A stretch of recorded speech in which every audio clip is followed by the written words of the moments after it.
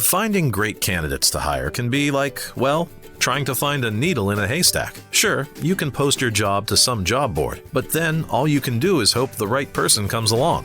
Which is why you should try ZipRecruiter for free at ZipRecruiter.com/zip. ZipRecruiter doesn't depend on candidates finding you. It finds them for you. Its powerful technology identifies people with the right experience and actively invites them to apply to your job. You get qualified candidates fast. So while other companies might deliver a lot of hay, ZipRecruiter finds you what you're looking for.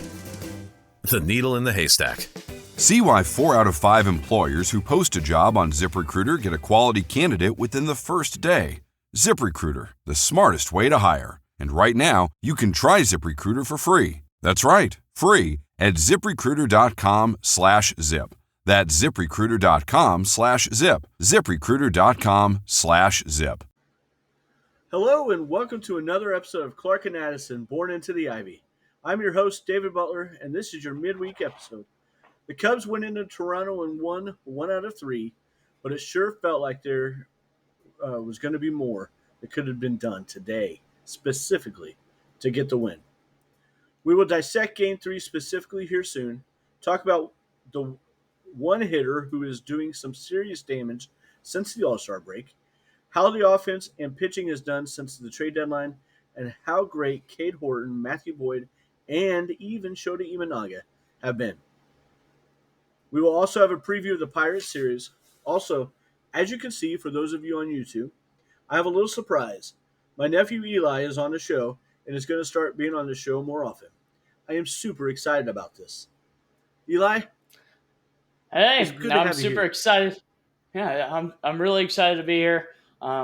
Really excited to talk about some Cubbies baseball, even though, we're not doing too hot right now, especially our hitting. But pitching's looking better, so we can't complain about that. Awesome. Remember, the best way to help grow the podcast is to listen to every episode, like the episode, share the episode with your friends, and if you haven't yet, make sure to subscribe so that you never miss an episode. Join our Facebook group at Clark and Addison, Born into the Ivy, and follow us on Instagram and Twitter with the same handle. To be honest, I'm not surprised the Cubs lost 2 out of 3 in Toronto. Are you, Eli? Oh, not at all. 71. The best team in the AL. Yeah, right. 71 sure. wins or so, 71, 72. I think the Cubs played them pretty good overall. Mm-hmm. Right.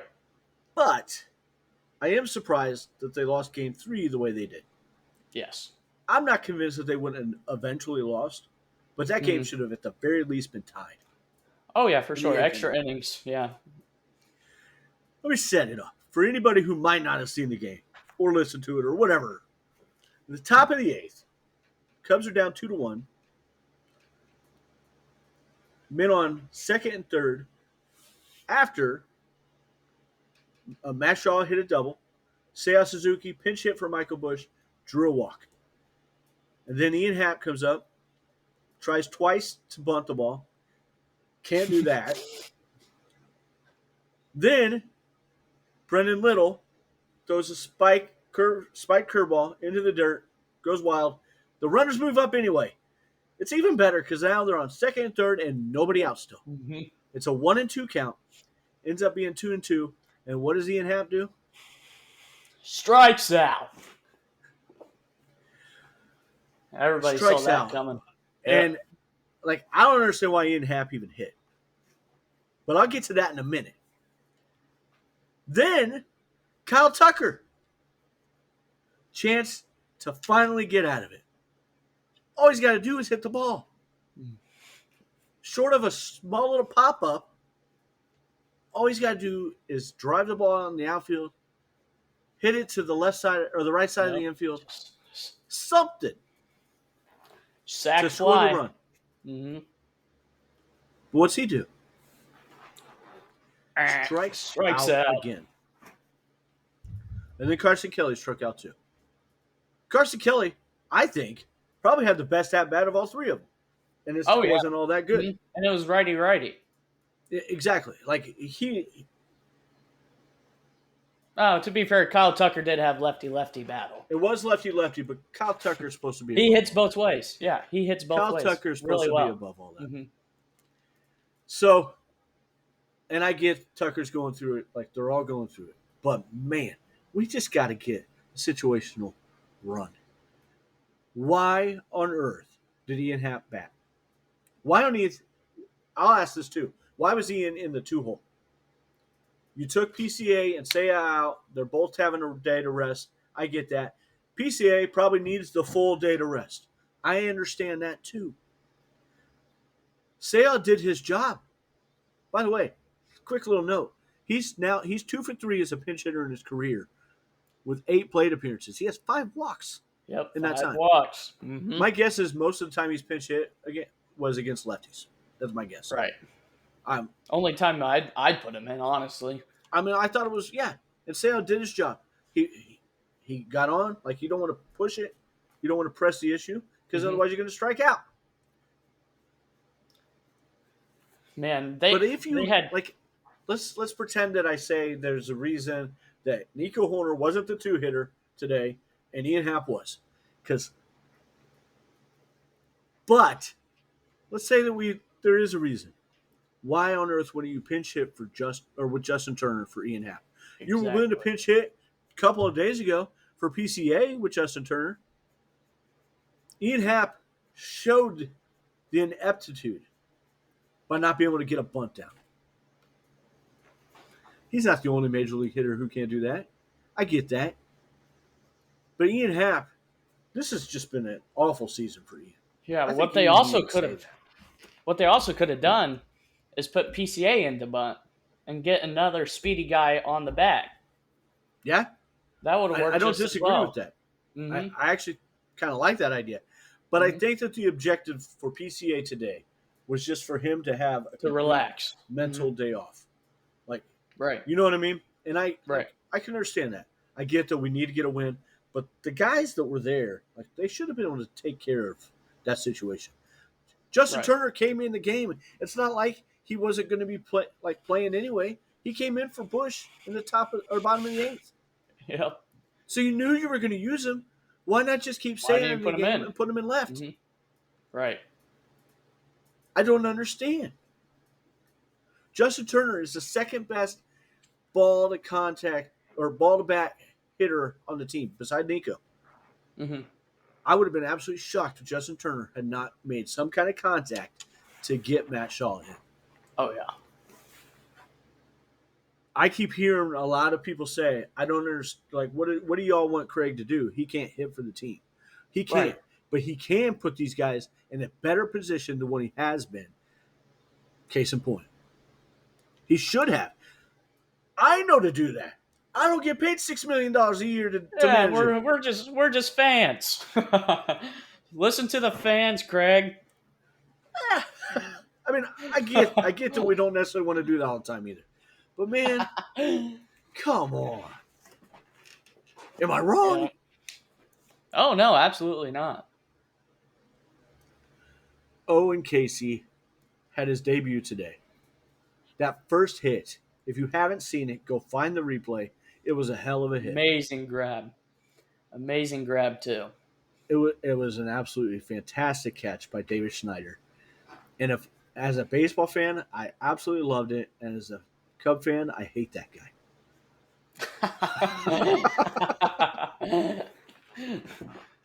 But it was fantastic. It was a nice hit.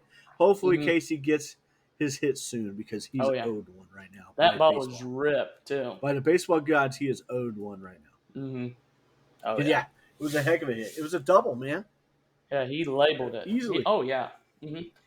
He's got some speed too. I mean, Casey, yeah. Who knows? Yeah. Oh yeah. He's got some speed. I'm guessing that who knows how serious it is with Maya. They said it's a sprain. It looked really bad last night. Oh my gosh! I thought he hyperextended his knee and it. I did came too. Out of place. It reminded me of my knee when it sticks. So I thought it was his knee at first, and then then they said it was probably the ankle, but a bad ankle sprain can take a long time. Oh yeah, to for heal sure. too. So Mm-hmm. we'll see. I would guess that Casey stays up here for a little while, unless he absolutely sucks, and I don't think that's going to happen. Yeah, He's I been don't on think too he's much of gonna a suck. heater down there. Hopefully, he gets a good chance to play a decent amount. Didn't he have like a 3-homer game this season Yeah, for the a Iowa couple weeks Cubs? ago, I think. Yeah, Yeah, I think he but has a few multiple homer games. yeah, he started out really slow down there Mm-hmm. this year, and has really caught fire the last couple months. Oh yeah. Have you heard anything about on Kevin Alcantara? I I know mean, he homered a few days ago, yeah, and but he heats up as the season goes mhm. on, but his strikeout rate is even higher than Casey's Really? down there right now. So Oh wow. I don't expect anything with him. Maybe in September call ups, but I would expect Mhm. more of that to be with pitching. Right. Right. Um, maybe I mean Alcantara would be a good guy to come up and add some speed to the bench. To be honest, Mm. because Ballesteros ain't going to do that. Oh no, no. But Ballesteros is like I would argue, was it better to bring up Casey or Ballesteros for this at this time? And I was surprised that it was Casey, because I think that Ballesteros has already been here a couple times, and we're like the team is struggling over the past week since I did this episode, the midweek episode a week ago. The Cubs were 4 back in the Central. Then it doesn't even matter now. They're 8 back. Mhm. That's doubled. The Central needs to be the furthest thing, winning the Central, furthest thing from their mind right now. They need to hold on to the top wildcard spot. They need to host the first series. Like, that would be huge for the pitching staff, because the pitching staff numbers look really good, but they pitch much better at home. Much better. Oh yeah. Mm-hmm. What do you think? Do you like the call up of Casey instead of Ballesteros? Uh, I do. I mean, he was batting. What it was? He was. I think he was batting 290. Yeah. And with like 20 home runs, I mean, you His can't. OPS is in the 900s. Yeah, I mean, It's really good. you got to give the guy a chance. I Agree. think. I Agree. think, but This like isn't you said about one Moises, what you said about Moises, like the pressure won't affect him as much because He's been here. it's not a his little first bit. time on the show. Yeah, Yeah. yeah. But I'll tell you this: Owen Casey didn't look like a young man under it. Like, Right. holy cow, this is bigger than me. I think he felt comfortable. You could tell. Oh yeah, especially Watching his at-bats. after that first at bat, knocking that liner. Wholeheartedly. I bet you felt real good about that. I agree. Did you know Matt Shaw, since the All-Star break, has an OPS of 1,147? 1.147. That's insane, Wow. man. Wow. He has 8 home runs and 16 RBIs. And quite frankly, it's kind of sad that he only has 16 RBIs because the rest of the team can't get on base. Yeah. Yep. He has 14 runs in that time and 4 stolen bases too. What I want to know is why is he still in the 9 hole? I get what you're saying, but I'm not sure I want them messing with that. That's like the one thing that's working right now. So let's just let him be him. And Dansby has hit much better in the 8 hole. So let's just let those two be them and hope the rest of them get out of it. Yeah. I get what you're saying. And at some point, I think you do need to consider making that switch if the rest of them can't get it going. Right. But I would hate to mess with that. And then that I wouldn't put him at 1, obviously. I wouldn't move Dansby ever again because Oh, he no. showed. But Matt Shaw, I get it. Hopefully next year he gets a chance to really have a better spot in the lineup. As long as he can continue this, maybe not necessarily that 1147 OPS, but if he can continue an OPS in the mid 8s, he deserves a chance at 5-6 spot, and I think would do well, or dare I say, the 2 spot. The 2 spot I think would be great for him. PCA needs to get in the 1 spot, in my opinion. See, I think that or Nico. But I know Nico usually does against left-handed pitchers. but I feel like his contact and vision and everything's almost just as good against the right-handed pitchers. I agree, but he's such a clutch hitter too that I Right. like the idea of him at You least need being in the 2 hole instead of like I would like him at 2 or 5, frankly. Nico, preferably 2 if I have my druthers. Uh-huh. Like I like the idea of being in the 2 hole the best, and PCA being Yeah, off, and then put Matt Shaw at 5. Who knows I if know. Tucker's going to be here? Right. I mean, What? at this point, I'm not sure that's going to happen. I would love. No. I would still love to see that, and I would still pay Oh, yeah. him $450 million. Oh, His yeah, track I'd give him record what is he too wants. good. He's never had a streak like this. There's something not right. What it is, I don't know. Maybe he really did hurt his finger, and he was able to figure out a way to kind of work through that, and that's why June was so good. But then he got into a bad habit because of Right. that adaptation. You know what I mean? I don't know. I know that I heard something the other day that Kelly, the hitting coach, he was asked, why do you think that this is happening? And he said that his swing path is flatter. Tucker's swing path is flatter than it was earlier in the season. And that's why he's hitting the ball still hard, but grounders all the time instead. Right. You're kind of blurry. That's a little better. Much better. Sorry. Oh, no, I was wondering if I was showing for you, too. Yeah. There you go. Yeah, okay. Sorry, guys. go. The pitching staff, since the All-Star break as well. No, since the trade deadline. Starting pitching versus relief pitching. The starting pitchers, who everybody, myself included, was like, why the heck didn't we get more and better starting pitchers? Has a 3.23 ERA. That is mind-blowing to me.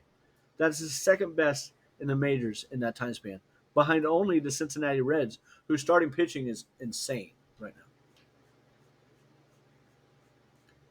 The bullpen has an ERA of 5.04, which is the 23rd, ranked 23rd in the majors. Does that surprise you too? Not at all. Not at all. I honestly feel like it'd be worse than that.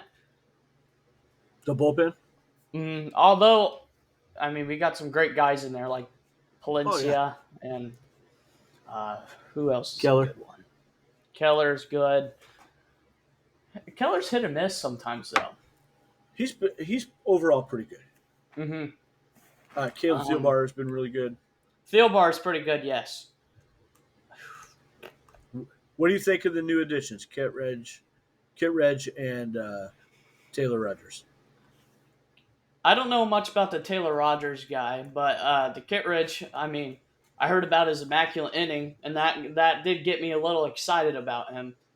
And, I mean, strikeouts, he's really good, but other than that, He gets a lot of whiffs, which the bullpen really... Oh, yeah. I want to talk about a few, our three best pitchers, starting pitchers. Matthew Boyd, Shodi Managa, Cade Horton. I'm just going to read off some numbers here real quick. Matthew Boyd, K rate is 22.6, walk rate 5.4, his ground ball rate of 39.5, ERA of 2.45. That was coming into today. And his FIP is 3.13, which suggests, I mean, he's not too far apart with ERA versus FIP, which is good. He has 11 wins, which is in the top 10. His ERA is in the top 10 in the majors, not just the National League. All great things. Probably our best starting pitcher.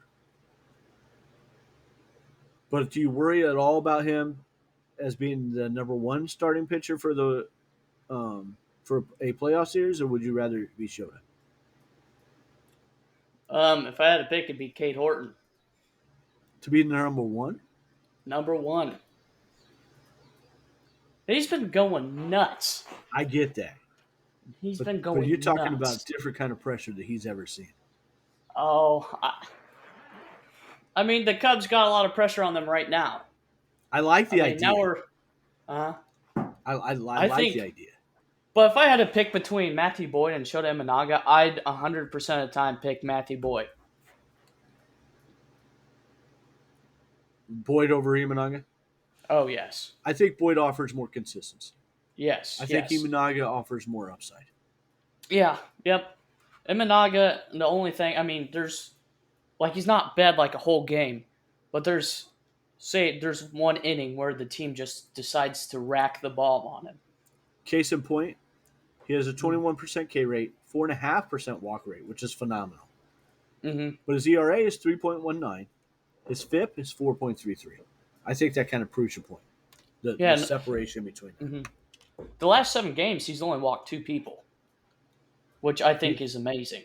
It was abnormal how many batters he was walking early in the season. Really? But he's really gotten back to what he does more with that. But the splitter's hit and miss sometimes. Yes. And that's the key for him. I think splitters, for the most part, is a pretty dangerous pitch for a lot of pitchers in the league, though. Agree. Because sometimes you don't get that movement that you want. Nasty splitter, man, yeah. Mm-hmm. But when it's nasty, it's nasty. But when it doesn't break, it doesn't break at all. And it just hangs there. I would almost argue it's worse than a hanging curveball. Oh, yeah. Oh, well, yeah. I agree. For sure. Because part of that is because a curveball at least is supposed to meant to come in from a higher angle, right? Or like in dive down, where the splitter is meant to look like a strike. So you got to throw it in the strike zone, and then it's supposed to dive. If it doesn't dive, it's going that way. Just stick with the change-ups. I'm telling you, stick with the change-ups. Cade Horton has been phenomenal, specifically of late. He now has a 19.3% K rate, had his career high yesterday with 8 Ks. The walk rate is 7.8%, and it is a ground ball rate of 46.7. His ERA is 3.07, and his FIP continues to fall as well at 3.74. Do you know what his ERA at home is at Wrigley? No. 1.61. Oh, wow. Isn't that crazy? What's his away? It was in the 5s. Now it is 4.69 after yesterday. And I thought yesterday was a gigantic test for him. He passed with flying colors because not only was he on the road, he was in a park that allows a little more offense. He was going against a team that is one of the best offenses in the league. Oh, yeah. And doesn't strike out much. And he had his career high in strikeouts. Mm-hmm. I thought that was awesome and huge, absolutely huge for the young man who already had a ton of confidence. Oh, yeah. I'm excited for, his future with the Cubbies. Agree. And if the only way they could have possibly traded for a controllable arm like a Joe Ryan or Mackenzie Gore, and the rumor is that this is the only way they could have was to include Cade Horton, I'm glad they didn't do that. Exactly. I know people were talking about putting Matt Shaw in some trades. Yeah, I'm glad they didn't include him. Yeah. Mm-hmm. He's our star. He's our star for sure. Him and Cade Horton both. I think he's most certainly going to be. Mm-hmm. Oh, yeah. The Pirates preview for this next series against the Pittsburgh Pirates. The Pirates come to Wrigley Field for a 3-game set starting tomorrow that, frankly, the Cubs need to win at the very least, at least 2 of 3. They need to sweep this game, though. I honestly, I wouldn't be surprised if they swept. I wouldn't be surprised either. But then again, I would. The way their offense is. Right. The only one that's been struggling that seems to maybe be coming out of it is Michael Busch. Oh, yes. I've seen some signs. 2 games in a row with some homers. Two homers in a row. I think 3 out of the last 5. And just hitting the ball harder. Oh, yeah. There seemed to be a couple of times where Tucker and PCA last night were hitting it harder. But other times where they weren't. So, but Bush is the only one that I feel confident saying I think he might be starting to come out of it. Yeah. Mm-hmm. And he is so streaky. Seiya maybe too, actually. Yeah. But hopefully, once one or two of them do, the rest of them start to do that too. And hopefully, Nico Horner and Matt Shaw continue doing what they've been doing. I'm sure they will. And nothing against Carson Kelly. I actually like Carson Kelly a lot. But Reese McGuire's been a pretty good hitter too. Mm-hmm. I'd like to see him getting a little more time again. But I think Carson Kelly calls a really good game, handles the pitching staff really well, and he's been way better than anybody ever expected as a hitter this year too. Oh yeah. The Pirates in their last 10 are 3-7, have lost 5 in a row. That's good news. Hopefully. Well, I wanna hear that for the Brewers. Okay. I don't care about the Pirates. Yeah. Well, we're getting ready to play them. That's why I'm saying about the Pirates. By now we know that they pitch pretty well, but they don't hit for anything. The Cubs have won 5 of 7 against them so far this year. Hopefully that will continue. The Pirates have not announced any starting pitchers. Colin Ray is set to go tomorrow on Friday. Saturday is Shota Imanaga, and on Sunday, Javier Assad. How do you feel about that? Those three. Colin Ray, I think obviously against the Pirates, I think he'll do just fine. Shota, he'll do just fine. I am a little worried about Javier Assad, though. Just getting back into the rhythm after how long was he out for? Over a whole year, right? No, he played through last year. He was hurt at the very beginning of spring. Okay, yeah. Just getting back into the rhythm can be really hard for a pitcher. So, yeah, and it's a game of. Do you think taking 2 out of 3 would be good enough, or do we need to sweep the series? Oh, obviously, I wanted to sweep the series, but I don't think they'll have Javier Assad in for more than 4 innings. I think they'll take him out after the 4th, and maybe throw Ben Brown in there. You think that would be the plan, or do you think they plan on using Brown in the doubleheader on Monday? We could talk more about that Sunday. Yeah. Right now, I can't give you a good answer on that. Fair enough on that. Yeah. Fair enough. Awesome. Well, thank you very much, everybody. Don't forget to join our Facebook group at Clark and Addison, Born Into the Ivy, and follow us on Instagram and Twitter at Clark and Addison, Born Into the Ivy. Leave some comments or posts in there about what you'd like to hear or what you thought about today's episode. However you subscribe to our podcast, please like and subscribe to Clark and Addison, Born Into the Ivy, so that you don't miss out on any of our future episodes. Also, if you feel so inclined, please make sure to leave a 5-star review and leave me some comments. If you are enjoying this podcast, make sure to tell and share it with any of your friends who might be a Cubs or baseball fan. Have a great day, and let's go Cubs.